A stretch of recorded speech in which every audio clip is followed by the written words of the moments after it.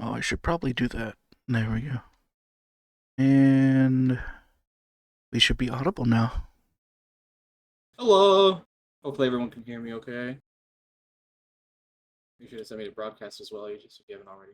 Yeah, I already did. Cool. So I'm technically already in broadcast because it's recording my mic directly. Hello. Welcome to the Art Team Office Hour.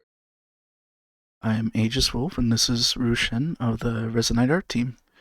Hello. Definitely here to answer any other questions in here, as well as I will pretty soon grab some questions from our previous week as well. And for those wanting to ask questions ahead of time for next week's, you can always go to the Discord and ask them there. If you ever aren't able to see this stream for today or next week, you'll be able to ask them ahead of time.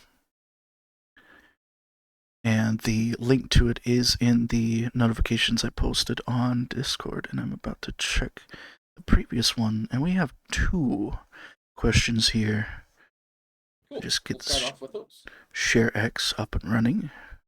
Although I believe we answered one of these questions already. So I think someone posted it in here as well as also in chat last week. Correct me if I'm wrong, but once I get these 2 questions here. I mean, it doesn't hurt to also just say the answer again. That way, if we have people, Yeah. get to hear the question and the answer. So, let me just make sure I got everything. Also make sure I have Streamlabs up so I can have chat just in case the in-game chat dies. There we go. Alright, so this one is from Kestrel. First one here. I'm going to duplicate it, or I can just read it off of my actual screen here too. It's been interesting to me to watch the history of tracking tech for VR/full body or VR full body tracking that is incredibly niche for a very long time, until it became more standard and now it's cheap and readily available. Same as in the process for face tracking, I think. I remember when it was ridiculously niche, but now I'm watching the average user start using it, and people are starting to build avatars around it instead of it being a niche selling point. What would you be personally interested in seeing as the next popular and common thing to track? Or even a specific device instead of a body tracking thing? Now, to kind of go over the answer again, pretty much, I'd say there is eye and face tracking, but it's all over the place in regards to what it tracks. Yeah. Previously, I answered with pupil dilation because not much headsets do that. Unfortunately, things like the Quest Pro apparently doesn't do that, even though it has the capability of. Although you could probably pair it with open source software and it would work if that software has access to that camera feeds or APIs. Well, actually, camera feeds directly because the API doesn't have it, but to be able to track it. Recent news about Resonite itself, too, though. This is kind of tying into, I guess, more further on this. Fruxius updated Resonite recently because increasingly with Windows's campaign of enshittification, he's been trying to figure out to try out Linux more. And one of the things that doesn't work on Linux yet is the eye and face tracking of the Vive Pro Eye, which is using a program currently. Right now, I'm using a thing called Serenipal, which is directly from Vive, and which is now outdated, which is not even updated anymore or supported, and B, it can be quite heavy on the your system. And then move away from my desk, and yeah, there is another program that we already had some support of so far, and that is from the developers of Babel or Babylonia, which is their newer program that not only does face tracking and also does eye tracking for headsets as well too. and it's all open source. And I did finally get my order of the Babel tracker as well too. Although the headset clamp is not for this headset, but for a headset that still has yet to come out. Nobody knows when that Steam frame is coming out, so we'll see. But I'll have face and eye tracking. I'm definitely sure when that comes out. I'll definitely get that set up. And going back to like the thing about the update is Resonite supports Babylonia. There's still some it's still in development. It's like an open source solution where people can like help make it better by submitting their data or help testing these things and like being able to not have to use a software that uh, is pretty much dead at this point would be really great to have on this headset, even on Windows currently, to improve my performance. And anybody else who uses a Vi Pro I. So, Referencing back to the question, I think I had added something as well in the other stream that was they mentioned like other things that could be tracked, and we could do brainwave stuff. And we've seen a few devices like that already. And as mentioned before, there have been some people that wanted to use it for like therapy and like science type stuff around the way people react to certain situations and how that affects like brain chemistry and like seeing what goes on like in real time and being able to do that stuff in VR, which opens up that field of science to a larger grouping of people that may not be able to go out to the physical labs to do that kind of testing and stuff. as well as heart rate trackers as well too.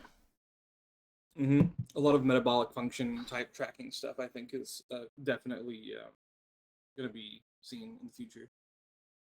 Yeah. And the second question, I figured put it in the same screenshot here. So, any plans on working on the UI, making it more beginners friendly? So, yes, there definitely is. Though some of it depends on also the engineering team, as well as those that are doing the coding.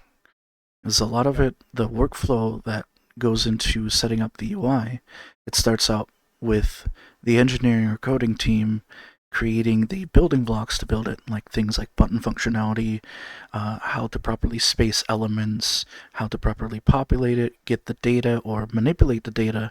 Say, for example, your settings menu, how do you connect like a slider to your audio volume, for example, or what are the I different believe a lot of that's stuff like done through that. like data feeds, but the data feeds need to be exposed, and then the content or our team can go and make stuff for them.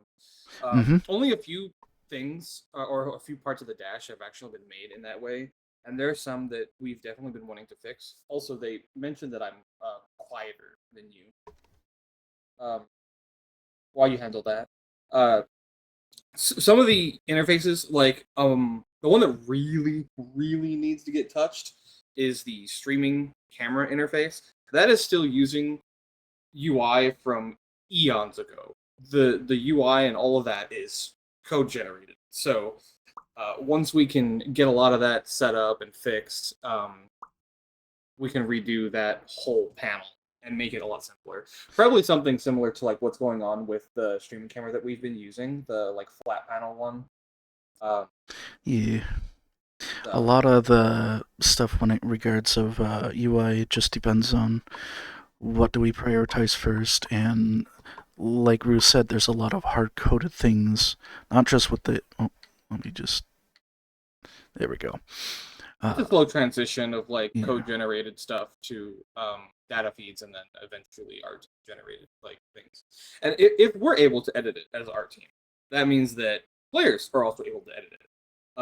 It's a little bit more complex than that, but eventually we'll get to the point where the dash and things like that are customizable, and hopefully we'll have some means of like theming and people being able to share those. Like it's gonna be fun. I mean, you can kind of do similar stuff with facets right now, but we want to make that process easier and more open to other people. Like if there's you're a gonna switch your, question. profile picture or something. Ah, thank you for Oh, thank you, subscribing, Ghost. Ghost. Also, welcome to the stream. Feel free to ask any questions if you have any in chat. Just end it with a question mark. It will show up on the chat there.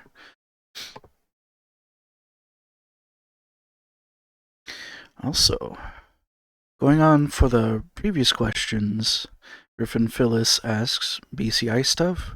They kind of go over like some of the hardware. If those are just tuning in, there's several devices that people have like messed around with. That to kind of break it down, how it works is it's simply like a wireless device that connects to Bluetooth or Wi-Fi, depending on how it's built, and several sensors in it. But mainly, it's like a metal band that is the sensor, usually plated out of like brass or copper. That is like you just wipe it down, put it on your head, like head What was the one you used? band. It's called the Muse 2. That is like one of them. There's a few other models based around it. The one that I have is kind of Mm-hmm. like you take a one of those very thin like headphone pieces or almost like frame of a glasses, but without the glasses part. It's just a headband. Kind Mm. of reminds me of those like bone conductor headphones almost. But Yeah. it has the battery like that goes behind the ear on top of it, and then it goes on your forehead. And using like one of the it was like a Wi-Fi adapter and a plug-in that Ryuvi made. It plugs into Resonite, and Ryuvi also made a panel that goes with it too. I will showcase that real quick too. Is okay. I brought it out last. There it is. Something like this. Now the data on the bottom is just my eye and face tracking. So it has the pupil dilation, open close state on both eyes. Then the headband that I had like built-in. I forgot what it. Well, cardiac information for or stuff about the heart and also the like oxygen levels in your blood, as well as of course the brain waves on the top. And this is like a simplified version of that panel right there too. Of course, there's no brain activity detected because it's not connected. Yeah. So what would be interesting is someone ever used that headset that has a built-in BCI thing going on, where it's kind of like that tech but built in and trained on specific stuff like that. But like that's another big thing about that kind of stuff because it's like it needs training on like your actual brain to actually do much more accurate stuff over time. It's kind of like how under the hood your finger tracking and a face tracking and all that use training on your face movements to get used to how your expressions are doing. Yep. I mean, I think if you did wear one for a while and got it like pretty well trained on your brain, you could definitely do some fun, cool stuff with it in here. Like control parts of your avatar, or like machinery, or little effects. Controlling the force and like in Star Wars or something like that, or I magic mean, you could even spells. you depending on how well you train it, I guess you could also maybe see if it could figure out when you were like happy or angry or something. That'd be neat. Almost like a mood ring. Mm-hmm. You could literally make a mood ring then at that point. Be cool. Maybe I'll get one of those. Whenever I have some free time to set it up. I'm still waiting for the Flux Post trackers. Yeah. The other headset device, if I forget, it's like the Muse 2S or something, or something along the lines of that, where it has a soft padded like more like a headband you would wear if you're exercising or if you're like going to sleep, almost like one of those things you put over your eyes, but like you just put it over your forehead. And then there's like Mhm. another option. I don't think I'll be able to fit mine on this headset right now because I had to buy a different face covering because all the third-party, at least as I can find, face covers for the Vive Pro, Pro I, and Vive Pro 2 are pretty much gone at this point because of how old this headset is. So I had to get something that actually Ryuvi recommended because it originally was for one of the Pimax headsets, if I recall, or Pico Pimax. And it has like this extra lip that goes above, but it just fits perfectly and it's comfortable. So bought those as well. So yeah. Yeah. But yeah, those devices then tend to be interesting and such. We do have another question now. This time is from computer user. Mm-hmm. I'll put on this side. Is the user space inspector its own separate item from the normal inspector tool? If so, is it in the Resonite Essentials?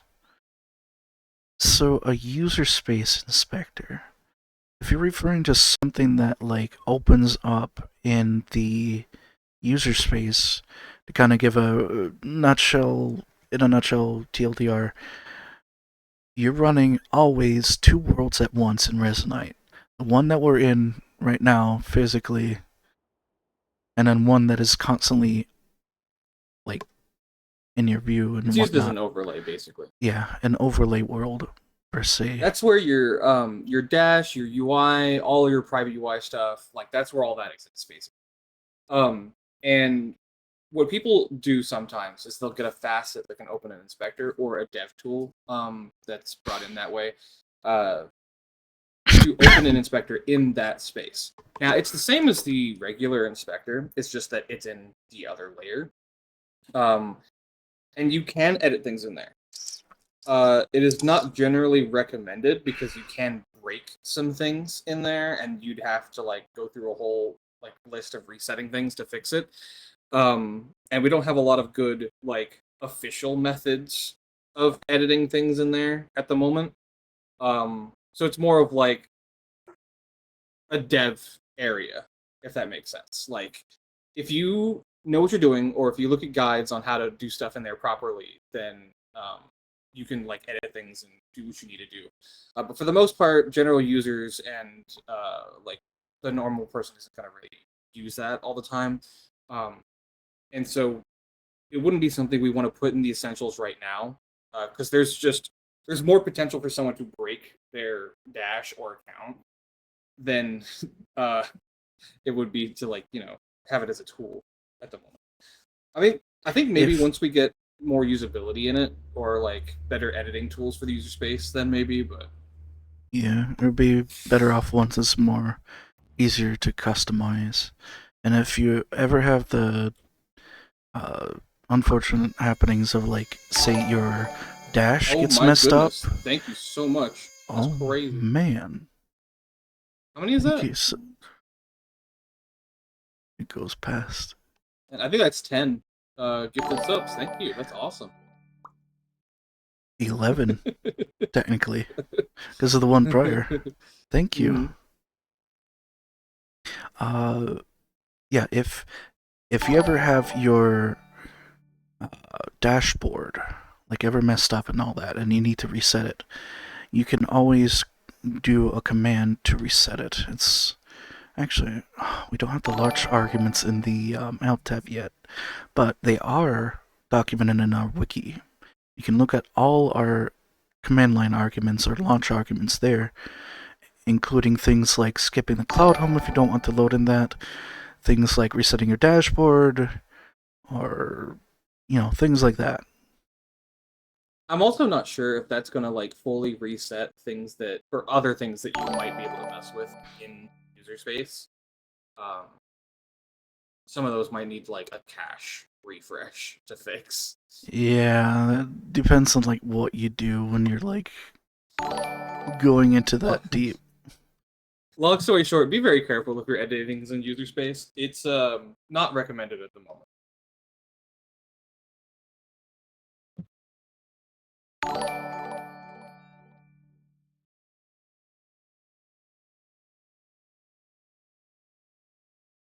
Oh, okay, I see Oh, what's going on. The one Streamlabs is catching up to the.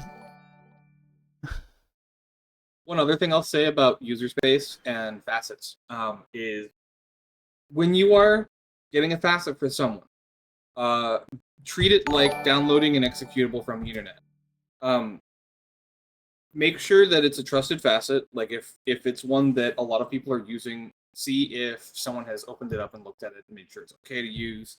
Um, just so people aren't able to use the facet to get into your dash where you have like personal information and things like that. It's just a general thing, just to keep in your mind. It's that when you put those things in there, it's in your dash where everything exists. So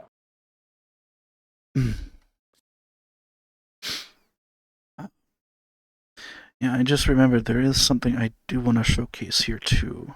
I did showcase a earlier version of it on the devlog, and that is the auto equipping accessory system that we've been working on. It's a mm, project that I decided to start working on the side whenever I have time, as well as this is a community collaborative project, kind of like how the ResPack system was created as well too. And this system pretty much is inspired by a very old system that a friend of mine, business lawyer, that's his username by the way, created a system called Effortless Equipables. And all that is you simply take an item, it could be like a hat or glasses or like a item or equipment, and you just bring it close to your avatar, and then it just snaps onto it like that. And you can just take it off and yeah, snap it on. Or you can even snap it to someone else too. And it's now attached to your left have a hand. bubble. Yeah, it's a little bubble. Yeah.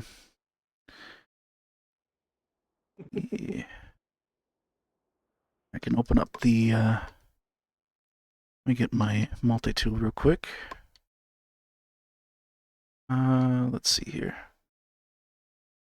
And this device here, you'll be able to choose like which bones it will attach to. And things like being able to create your own kind of objects. Whereas you can see if I grab this box and bring it close, kind of flashes. That means it attaches itself to this pedestal. And once a uh, say an editing UI is made, you'll be able to like say in a way bake it together. Actually, baking it would probably be a good idea as an optional thing too. But say like making all these objects non-grabbable, as well as making it just like pretty much part of the accessory at that point, so that people can make their own accessories with whatever kind of models or assets they've created too, including assets that they make using like the brushes or uh, like the Or shape things they tool in import. here. Yeah, exactly. Yeah. Some of the other things that still needs to be done is, well, of course, polishing the UI, as well as polishing the interactions, adding more sound effects, and like hints to what you can do with it. And you can also even basically lock the accessory onto your avatar permanently by clicking and holding, and it'll create a or it'll self delete the protoflux off of this device and anything else that it doesn't need, like the debug visuals and such. And it'll just be permanently on the avatar until you use another tool to remove it. And at that point, if you save the avatar, that means it'll save with those accessories on it. I did have a device that would just simply just delete them all, but I actually already showcased that, but I will bring it out as well here. I just did a simple thing first for deleting the assets, or the accessories, and it's like this little device here. I click and hold, and it just flashes my hierarchy, goes through it all, deletes whatever it uh, um, yeah, Deletes any bookable or detects. finds. Yeah. Yeah. Though having the ability to specifically set which ones it can find would be great. You But have another question. yeah, that pretty much is it. Although, shout out to Tom Tam, business lawyer, of course, creating the original one, Shundalak, and Raivi for helping me out so far, as well as a few others too. Actually, I think this has the latest one. Oh, and Paradox 19. Those are the folks that have been helping me out so far on that project. Oh, there's two of them. Okay, there we go. Yep. Let's see here. This one from Griffin Phyllis again. Are there any UI elements currently being reworked? If not, what do you think would be first to address? In regards of UI elements, it would probably, if we're going to be technical about it, probably things that are in the tutorial world, anything in regards to that, but uh, really is just more or less, it's about I think priority they of mean what the like Dash next. and stuff like that. I So know, I know, but there isn't one being worked on right now. I'd say the first one that would be addressed is likely either the world's browser to make it easier for discoverability, or something like the workshop. If we're I was talking going to say the about, contacts tab. Because that one is also still using, I think, like code generated stuff. yeah, but it's also about like priority too as well. So it's like weighing in on things like, do we improve the context tab? Do we improve the discoverability of items? So right now, currently, we're having to use a item or a public shared folder submission system to upload things to the essentials folder, as well as the world's browser is a bit cumbersome for users to use, and we're still not having the ability to easily traverse the worlds that you're currently in.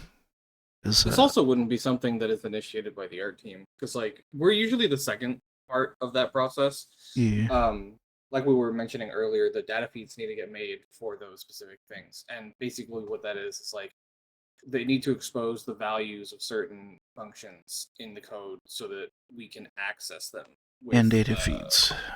yeah, with like drives and stuff to make the actual data show up in text fields and names and stuff like that.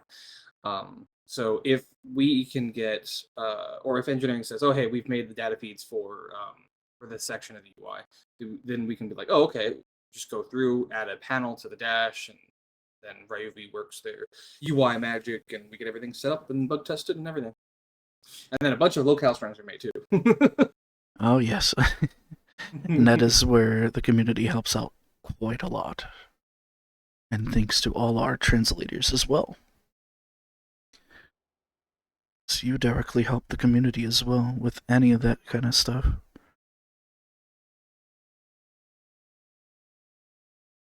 Whether it be for the tutorial, UI, or any other kind of piece of text that we have in here. As for this question from computer user, let's go over it. Do mesh particles instance the mesh that is used? I've been wanting to make some effects so that my avatar explodes into a bunch of triangles, but I'm worried about tanking performance if the meshes aren't instanced. Sorry if this is more of a Fruits question. There is one thing you could do, and that is I simply mean, have like a cutout of a triangle, as in like a triangle like PNG with a cutout on it, and using like, if you want it a lit material, you can also do that too, and have it like sample a random color based off what you're choosing. that could be a way of optimizing that. But as for like in regards of performance impact, if it instances it, I do not know. I definitely know that they are absolutely instanced. So when it comes to instancing in Resonite, if you supply a component with a static mesh or a mesh in general, it will always reference that mesh in those operations. So like for the mesh particles, right? It will always reference that mesh that you're using to generate the visual for that particle. It's not going to make a mesh that is the same as that mesh in order to show that particle or render it. It's always going to refer back to that mesh that you specified. And this actually is the same for mesh renderers and for like mesh colliders. So you would have multiple mesh colliders in different locations, referencing the exact same mesh rather than having multiple meshes for each mesh collider. And any field that takes a mesh directly will always reference that one. And you can, like the trees here, for instance, all of them are instanced. They're all the same mesh. Um, so you can do a lot of stuff with it.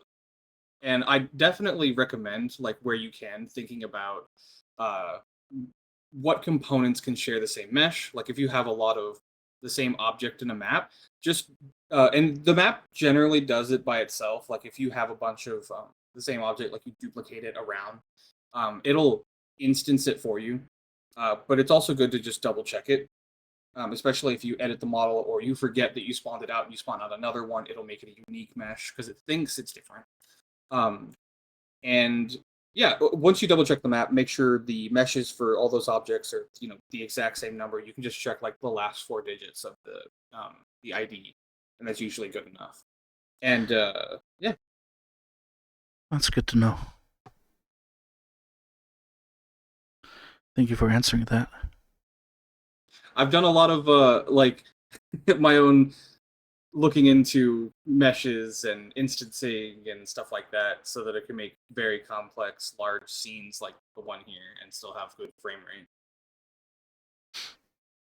So, next question here from Satan Dub. I remember a long time ago there was a world you used as headquarters and where you always streamed in. It's like a huge I remember house that. with a river and lake beside it. What happened to that world? Is there a new headquarters world now? Also, hello. Yes, welcome to the stream. That world, ah, um, pretty much. I mean, I've archived that world myself. It's, I mean, like with the Resonite headquarters, I guess the closest thing you could probably consider if we were to make our own kind of world would probably be like something like the Resonite Hub world concept, which Hmm. is that big giant structure in the sky where it's like a circle sphere or a sphere with two spheres connected by bridges next to it and covered in sails and two beams of light going in each direction from top to bottom. Something like that. I do know Raivi has been messing around with the concept of that structure as well too. It is definitely a world we want to make in the future.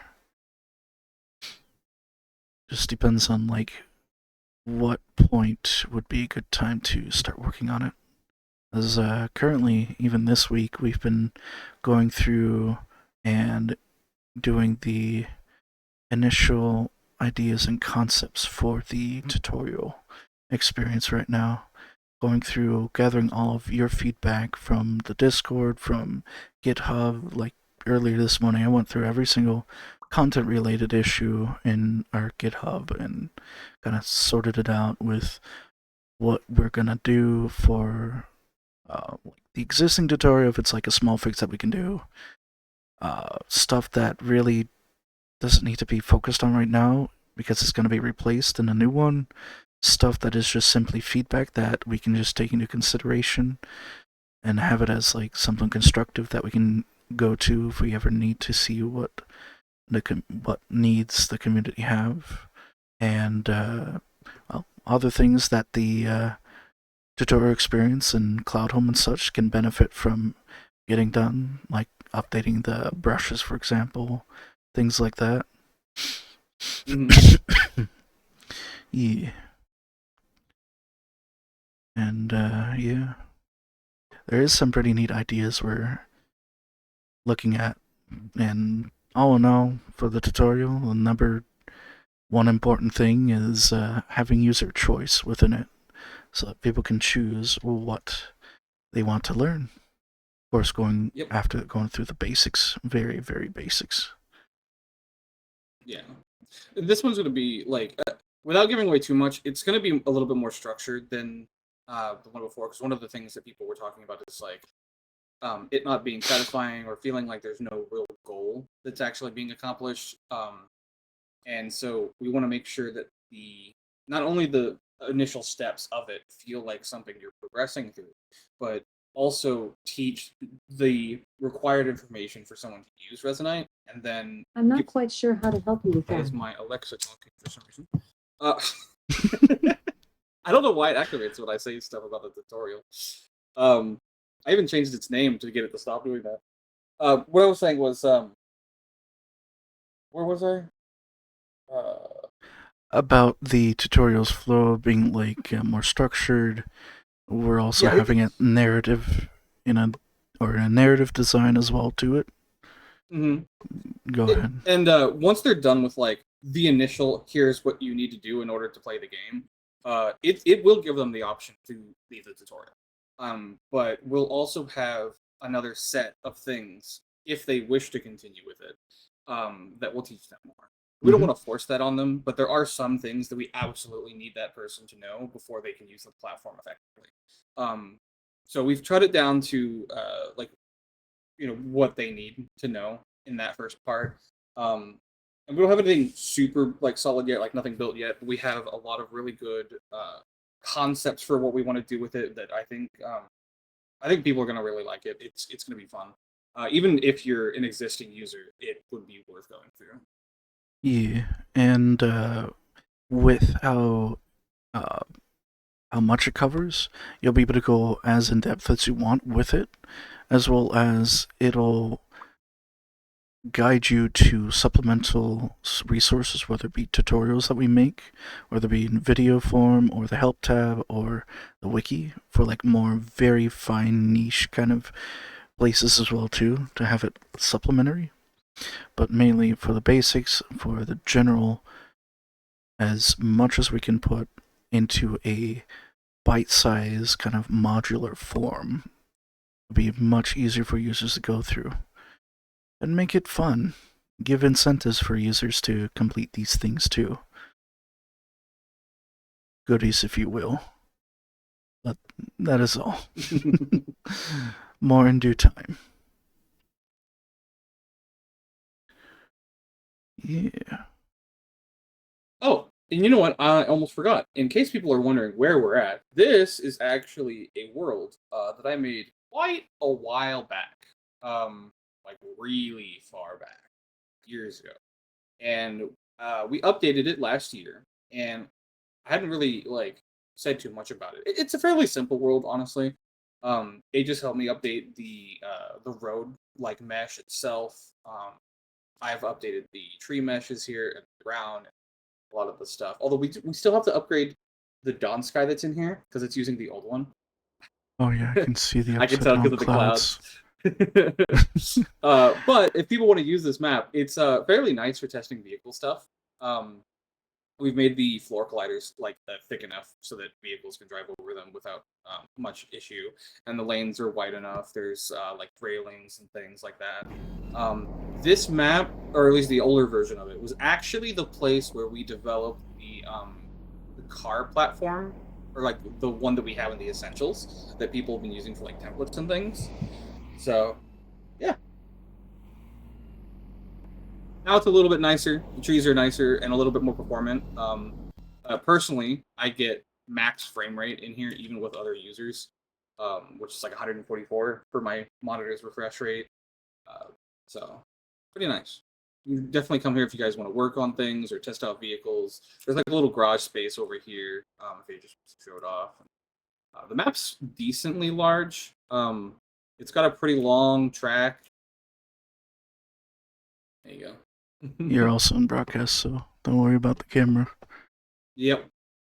As you can see, we got a big old track, a lot of room to drive around on, and I think maybe once we do some more stuff or have some free time, we might make a little race kind of lap system, which would be fun. It's always something I Yeah. wanted to do here. There's some other cars that I was working on that I want to put in. It's like the next thing I gotta do when it comes to one of my personal projects is like make a generalized Lap like system. well, not just lap system, a checkpoint system, because like if you break down a lap, it comes into different checkpoints in a lot of different Mhm. games, and it can help with things like breaking down how the time is added up together, as well as how things like resetting your position if you need to, if you somehow end up flying yourself off the track or a crash happens or something like that. Mm-hmm. Oh, well, we have another question, which we did answer a little bit throughout the stream, but we can go over again Yes. briefly. uh, so Grand UK asks, is reworking the tutorial on your roadmap? Is it? It's often said tutorial isn't fit for purpose, so it could use a bit of work and maybe even rethink entirely. And you are correct. It is definitely Yes. on our roadmap, and you can scroll back a little bit in the video, but we were talking about how we are going to be completely replacing the initial tutorial with something that's more narrative, more structured, and more in depth. Modular. Yeah. Um, like it's being replaced completely. So it is being worked on. And we already have like the initial plans for how it's going to look, how it's going to function, what we're going to do in it. And then once we have more of that built, then we can start showing it off to people and getting feedback and changing things where necessary. But I think the new flow is definitely going to be much, much better. And I think that other than the information that it gives people, it's going to be fun. And even if you're an existing user, going through it will still be worth it because you'll get to see all the new visuals, even get some of the things that we, like Aegis had mentioned, we want to be able to provide things in there for people who like go through the tutorial that they can save, that they get from there. So, yeah. Yeah, some goodies. And as well as going through and collecting all the feedback that has been said about like the beginner's experience, how to improve it, how to easily teach new users or existing users some of these topics ranging from, you know, the basics to the more niche and esoteric, and guiding them to the various different resources if it comes to that too. It's not everything you can fit in a single tutorial, as well as having it be user choice as an important facet in the scope of the project. Because not everyone is going to want to know how to build or want to build in general. And they don't have to. They can simply just go play games in here, enjoy the things that people have made, enjoy the company of their friends, family, and like do whatever other kinds of things they want to do in here, pretty much. If you want to like mess around with memes and stuff like that, you can have Resonite as a shitpost engine, as to quote Fruks, because it really can be, and it can be hilarious with all the shenanigans you can do in it. Just like showing that you can do a lot of different things in here is important when we're designing that tutorial and what you can Also, achieve. in reference to computer user from their last comment, that's it's not in the question side, but they were talking about like triangles and size and stuff like that. You mentioned importing as a PNG. Now, you can actually import a bunch of different image file types, and depending on how you make that PNG can greatly affect its size, including what program is making the PNG. Funny enough, so PNG is a lossless format, so you can compress it as much as you can, and it's not going to ruin the quality, or at least it should. And in this case, if it's just a simple triangle, depending on the resolution you're putting in it, so 128, right? That's not really going to be affected much by what file type it is. So it doesn't really need to be PNG, especially if it's something like a particle effect. It's not going to be viewed up close. So you could do a JPEG for that, which would give you more compression. Yes, it's a little bit lossy, but in this case, it's not really going to matter because there's not much to lose. Like it's a 128 image, so you could get it down way further than 3 kilobytes. And on top of that, if it is a black and white image, it doesn't even need the other color profiles. So you could export it as a file type that is only black and white, and then just tint it inside of Resonite. Also, quick to answer your question, JPEGs do not support transparency. They don't have an alpha channel. Yeah. And to answer Heko Yes's question, Resonite, when we have a checkpoint system and a stopwatch system and timing, stuff like that, it'll be pretty cool. So I think if it's like a JPEG, right, which is black and white, and the black portion is like what you want to be transparent, I think you can just set it in here so that the black is transparent. I mean, I think you can do it through the particle, or you can just do it through editing the image itself. But in terms of file size, right, just whenever you import it, it'll be that file size, and then you can change it in here. Granuki has a few other questions here. Mm-hmm. So we got Hnappet. I guess the Hnappet that I have for today is realizing that I want to showcase some of the things that are in the MMC entries that are absolutely amazing, but it's probably best that I wait for that we wait for Yeah, the winners to be announcements. What, like, I haven't even scratched the surface. That's the thing. It's like there's a lot in there. The worlds that I've been to are absolutely incredible, and I'm gonna go through more this month, as well as even after the winners are announced, to see what people have all made. There's There's still a a bunch lot. that I need to go look at. There's absolutely insane like systems to games, to worlds that I've played. It's just I feel like people are stepping up their level each year. It's crazy. That just gives me like just only like inklings of ideas of what could be even for like next year, the year after, once more things are in Resonite when it comes to like features and capabilities. And it's Did you just answer the Resonite question? yeah. Okay. Yeah, I'm like once we have like a system to make racing games easier, like a I wanted to template do for a it. combat racing game initially. I even made like a prototype car for it, like a white box kind of thing. You know, let me pull that out real quick. So, Bring it out. and when I say white box, it's like the model is definitely not finished. Neither are the textures. Um, Another user had made a bunch of decals for it. This is loosely based on a game that I had played like back on the PlayStation. Um, Very bouncy kind of cars. You had a single seat in the front and large engine. It was basically like go fast kind of frame car. And the idea behind it is that you would outfit different types of weapons either on the front or the top. And when the vehicle took damage, pieces could break off and show like damage. So the car has separable parts, and as you go, your car would start losing pieces. You could get health, and they would reappear.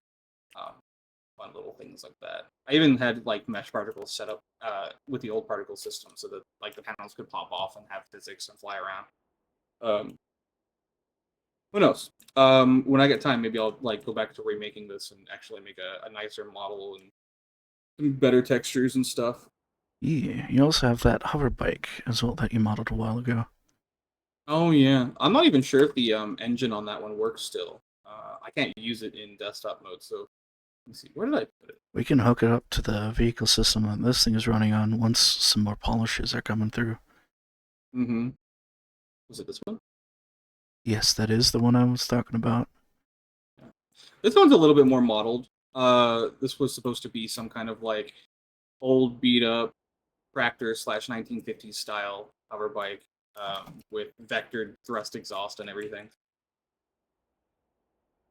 I pulled the little handlebar. You can see it. Move that. Yeah. It's pretty cool. my past side projects. That one has way too many materials. I need to like redo it entirely. Uh, there's so many materials, honestly. I think like 15.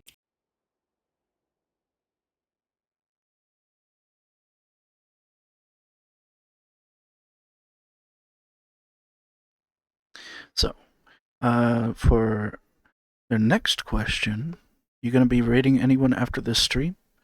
So, I just checked. We are currently the only ones streaming Resonite at the moment. So it is pretty much like near the evening. So if people do start up a stream, be good to let me know and I'll figure out how to rate them. I haven't done that before, but I'm definitely willing to learn how to do that on the spot. We do have 8 minutes left, so if people still have questions or want us to raid someone, just let us know. I Yeah. mean, I don't think it really has to be like a Resonite centered stream too. We could raid another VR platform or other science thing or another game entirely. Doesn't really matter.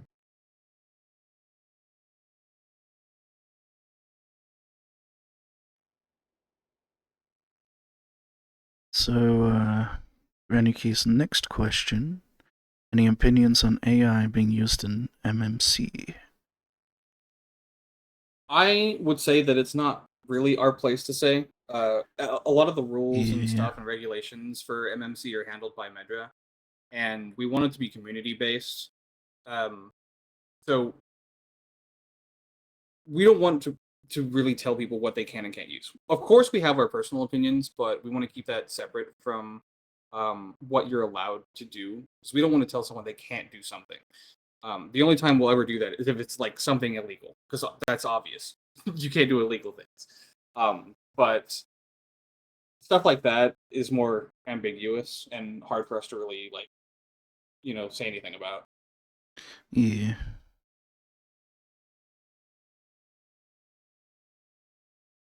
Wait, is this in reply to another user?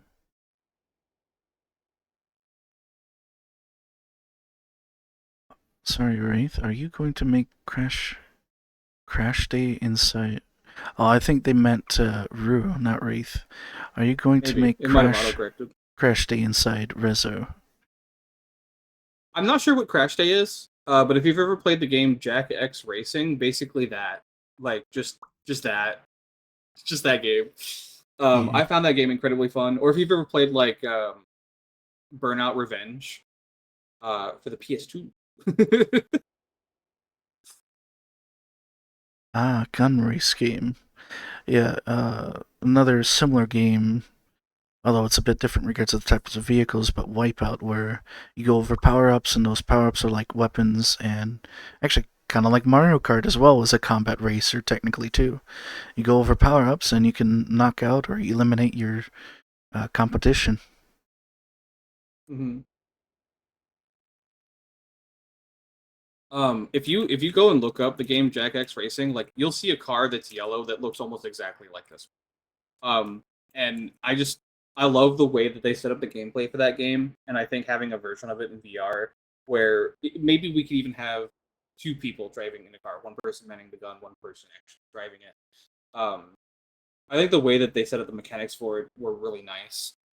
There was like slight auto aim for the cars, so as long as you had it, like the other car within like a 60-degree cone of your point of view, it would shoot like at their car directly, and it was just easy but also fun. And there were a lot of power ups that were very different to how say like ones in Mario Kart worked, where you could get things that edit the way your car worked, or how fast you went, or uh, if you could block something, or like the way the different weapons work. Sometimes it wouldn't be just like a blue shell type situation. It would be something you could strategize with more.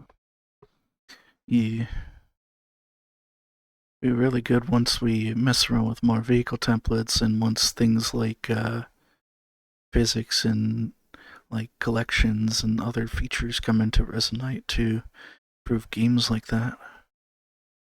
As for the hover bike right there, that is inspired by an old PS1 game called Jet Moto. It's pretty much like motocross, but with hover bikes instead. You can do tricks, drive on like crazy tracks and that. Sometimes in the sky, and you end up falling off into the void quite a lot because it can be quite a difficult game to and do flips and such. Also, we are using Beppu physics engine in here.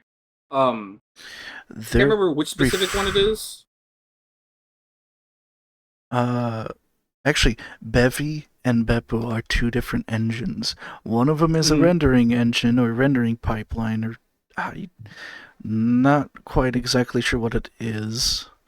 But Beppu is the physics Physics engine one. that we use, and it's an open source C# library. Briggs even The only donated thing about the like one we're using right now is we don't have the rigid bodies enabled, and that's yes. because we don't have a lot of the stuff set up for like the networking and all the other stuff that goes on behind the scenes for that thing. Raycasts and colliders, though, are what is used, as well as character controllers, which is how pretty much 90% of the vehicles in Resonite abuse that system. Yeah. Because character controllers do have like a version of the rigid body stuff active for them. We just don't have it enabled for like world objects. You can make like pseudo rigid body stuff utilizing a bunch of those controllers. I have a bunch of examples of it because I was looking into making like physics based stuff before it was more widely used. So I have like animated physics sparkle. So this is something that you can also do in like Blender. If you bake the animation, and these can actually all be separate objects as well, just with each of its own individually baked animation. So you can make pretty cool stuff if you're making like a world and want to do some environmental storytelling and break stuff. But it's very static, right? Well, you can go further than that, and this is not the most performant thing in the world, and it will give you like a lot of network traffic just because, like I said before, it's not as optimized.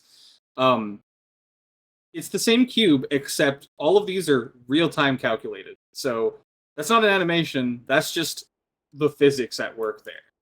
And I can like move the particles, jump them around, and even like interact with them if I had something that like pushed rigid bodies or sorry character controllers.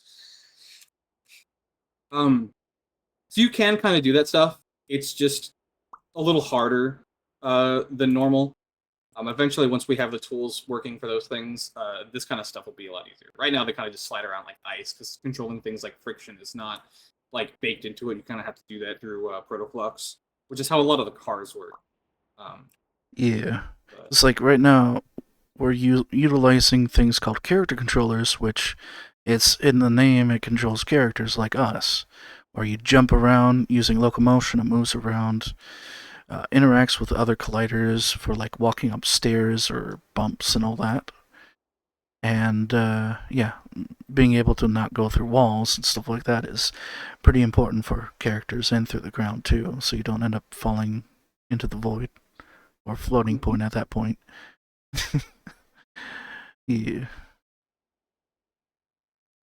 also, Grand UK. The reason why we didn't really provide an answer or an opinion is because even if we, or no matter which way we provide an opinion towards it, might be seen as like an application. Like even if we don't mean it. So in this case, it's better just to like let the community do what they want with it and not provide our feedback on that specific part because we don't want to affect it in any way, if that makes sense. Yeah.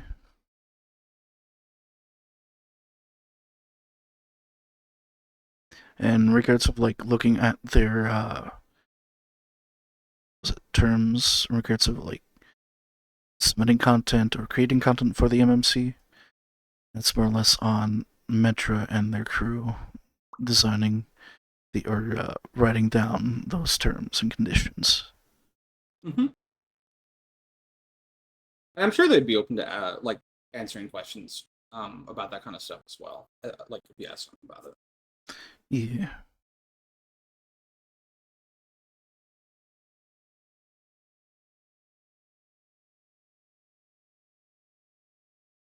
That's for something like it's not a question, but Ghost mentions they would use like colliders for enemies and stuff like that.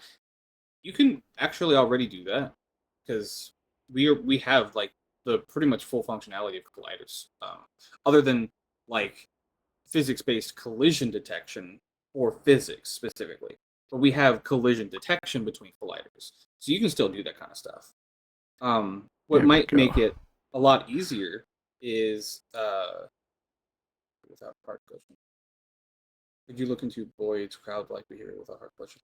I mean, Boyd's would be fun, and you know what? I have someone, I think it was Lucas Yes, Rowe, it was made Lucas. they made a Boyd's slot animator that would take a bunch of slots and animate them in a Boyd, but it's not a particle simulation. It's just Spatial like through variables is what they physics. used, Yeah. which is Let me see if also I still using the have it. physics engine technically. I am also looking for that too. Right here. I put it I put it on these targets. Oh my god, that's crazy. We move them out They're here everywhere. and then move it up.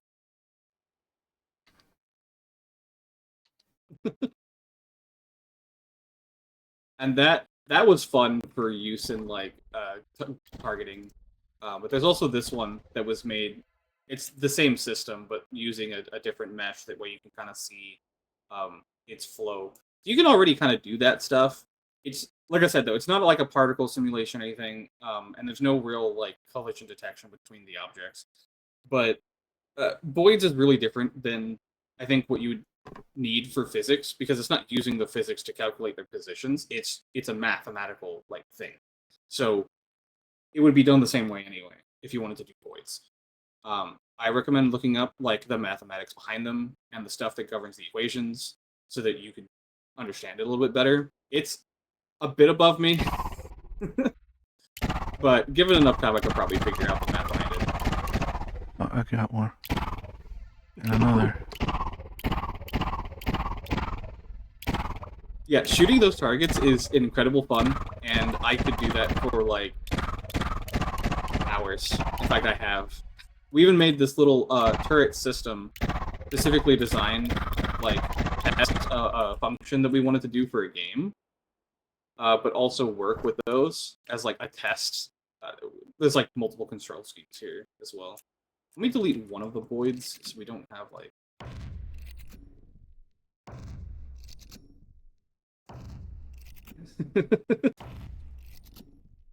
Reminds me, I'm gonna be updating these weapons to be more performant.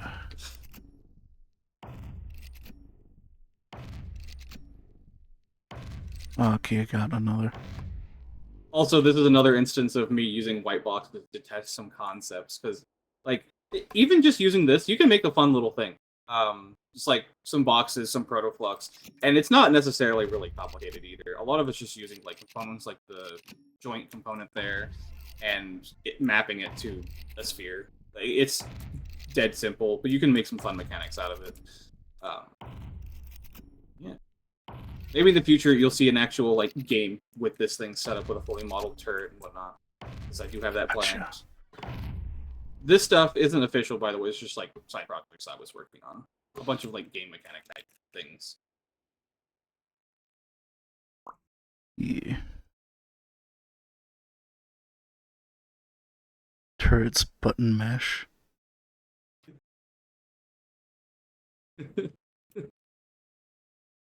Put the cube on your head. It's like a dog with the egg on the head. You know what I mean? The Or dog the with dog the with the butter butter on him. There we go. That's what it was. Well, I think that'll probably call it. Yeah. Just get out the thingy. Yep, that's in the essentials, by the way. Yeah. This board contains all of our current supporters, and it does update over time. The live update. Thank you all for supporting Resonite. course, after every stream, bring this out, as well as remind those every week we do a office hours on Wednesdays for the art team office hours, as well as Mondays. Chroma, Decoy, and Rusty are wanting to do their own office hours too as well. I forgot if it was for Discord or Twitch or both. Definitely look into our events information for that. I know they're wanting to start doing that at some point soon. Be pretty cool to see. As well as on Tuesdays, Prime does their primetime office hours on Discord, although I do know they're looking into Twitch at some point too. J4 does their purple hour, I think, on every other Monday, which is on their own kind of streaming solution as well too that you can tune into. Brooks and Saro and Veer and Git all do their office hours on Sunday, which starts with the moderation office hours with Veer and Canadian Git. And after a few hours, the Resonance podcast, as it's called, with Fruits and Saro, are also on Sundays as well. Feel free to tune in on those days and look through our Discord and our events facet as well for more information on the times and all that too. Thank you all for tuning in. And please, if you do have any questions for next time, look in the Discord on the forum post. I did put it in the same notification post for this stream. If you are unable to see next stream or just want to ask a question ahead of time in Discord, you can. It's in there. It's in our forum post. Feel free. Y'all take care. Bye-bye. Good day. Bye-bye. Whoa. Get that all set and there.